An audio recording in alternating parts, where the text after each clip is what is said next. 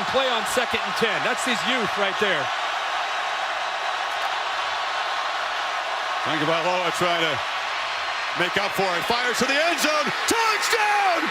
Alabama wins! A little while back, I made a video where I reacted to coaching changes. So now I'm going to do a part two to that. So Virginia Tech hired James Franklin, who I think is a pretty big coaching upgrade for them. But he's still the only coach in Vanderbilt in history that took them to three straight bowl games. And his back-to-back 9-4 seasons there is still the most successful 2-year stretch in Vanderbilt school history. Vanderbilt was his first head coaching job, and he was there for 3 years. And he's still the only coach in Vanderbilt history to get them ranked inside of the AP top 25 and back-to-back seasons. So he's been a head coach for 14 and a half years, and his record is 128 and 60, and his winning percentage is 68.1%. And he's coached 9 first-round draft picks. Now, he's not very good at developing quarterbacks. He's never had a very good quarterback at Penn State. Drew Aller, who I also call Disaster Aller, in my opinion, for as highly of a recruited player as he was a pretty big disappointment. And the same thing goes with Franklin when it comes to coaching wide receivers. No matter what portal wide receivers he brings in, it's the same thing every time. His wide receiver room at Penn State was never above average. Sometimes it was even below average. But the line of scrimmage play, I think, is going to improve at Virginia Tech under him because, while not so much this past season, usually Franklin's teams are really good at the line of scrimmage. And he is a good recruiter. I expect Virginia Tech's recruiting to improve under him. They had the 27th ranked recruiting class this year, but a lot of those players weren't his recruits. But he always had a top 25 recruiting class at Penn State. And every year except one, he had a top 18 recruiting class. And he had the number 5 recruiting class in 2018 and the number 7 recruiting class in 2022. He did raise the amount of talent at Penn State. Now, he's not a great game time coach. And at Penn State, he was 4-21 against teams ranked in the top 10. But Penn State hired him to try to turn their program back around to being one of the best in college football, like it was under their longtime coach Joe Paterno, and he did kind of do that. Now, it wasn't an immediate success. His first 2 years at Penn State were just average at 7-6, but his third season there was arguably his best year at Penn State because that was the only year that he beat Ohio State and the only year that he won the Big Ten and the only year that he got what you would consider to be 2 great wins.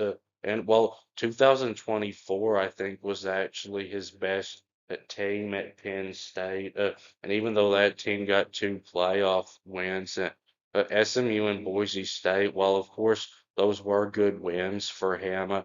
Those 2 teams probably shouldn't have been in the college football playoff. And Franklin's not going to win a national championship at Virginia Tech, but that would be almost impossible to do at Virginia Tech anyway. But the expectations at Virginia Tech are a lot lower than they are at Penn State. Even if he never beats a top 10 team, If he were to win 10 games at Virginia Tech, he would be a hero. While it is unlikely that even James Franklin could get a top 15 recruiting class ever at Virginia Tech, I think Franklin probably will at some point win the ACC at Virginia Tech.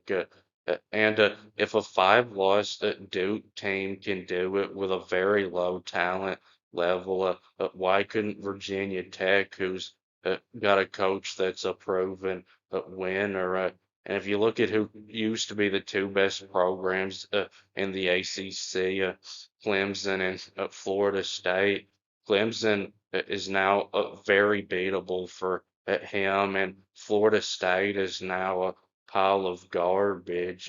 And Louisville and SMU seem to have the two best coaches in the ACC right now, besides Miami. But Franklin hasn't really had a problem even beating just good teams. It's been the elite teams that have been the problem for him. And while Miami does seem to be back, they still haven't won the ACC in the 25 years that they've been in it. The ACC is a lot easier to win than the Big Ten. And Franklin wasn't fired from Penn State because he couldn't win the big games. He was fired because he lost to at UCLA and at Northwestern with what was considered to be the best roster in the country. But as high as his buyout was, if he went 9-3 with losses to Oregon, Ohio State, and Indiana, I'm almost sure that he would still be Penn State's coach. So Oklahoma State hired Eric Morris, who was the head coach at North Texas, to be their head coach. And while I'm almost certain that he'll have a better team in his first year there than Oklahoma State has had these past 2 years, because he won't have to do much for that. I am doubtful that he can have as much success as Gundy had there overall. These past 2 years, it seemed like Mike Gundy had just checked out of coaching. And Morris has been a head coach for 7 years. The past 3 years at North Texas, and then the 4 years before that in the FCS at a place called Incarnate Word. And there he was at 24 and 18 and only had one good year. That was his last year there, where he went 10 and 3. And the same thing at North Texas. His first 2 years there were bad, only going 11 and 14. But his third year there was really good, where he went 11 and 2 and was the American Athletic Coach of the Year and the conference that used to be called the Big East. But Oklahoma State's offense, I think, is going to be a whole lot better this year. He called the plays himself at North Texas, and he's going to do that at Oklahoma State. And every year he was at North Texas, they had a good offense. And especially this past year, North Texas had the number one scoring offense in the country, averaging 45.1 points per game.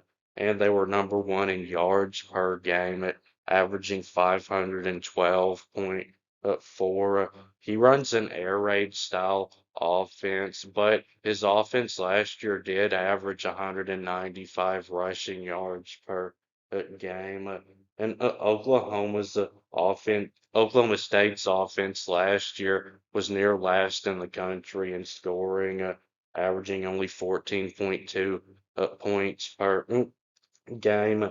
But they need help on defense just as badly, because their defense was also near last in points allowed, giving up 33.3 per game on average. And defense was a problem for Oklahoma State for a long time. And even in the years that they were good under Mike Gundy, they still never had a consistently good defense. Just never as bad as this past season. And I'm doubtful that he can ever make their defense actually a good defense. I would say going to a bowl game in year one would be a successful season for him because Oklahoma State has went 4-20 in the past 2 years, and their recruiting has also been pretty bad. But he did get a decent transfer portal group that ranked 27th in the country. So that'll be it with this video. Please subscribe. Thanks for watching, and I'll be back soon.